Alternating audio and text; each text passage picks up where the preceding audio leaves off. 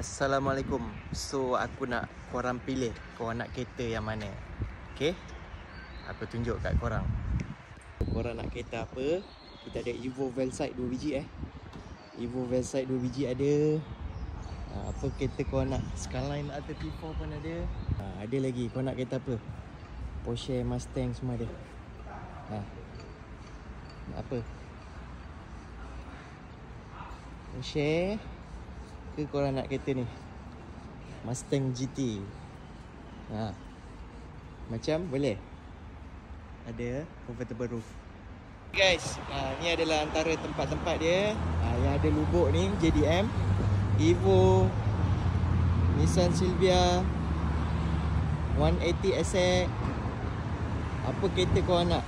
Skyline R33, Skyline R32, Subaru version 8, Silvia S15. Nampak? Tommy Mackinnon pun ada.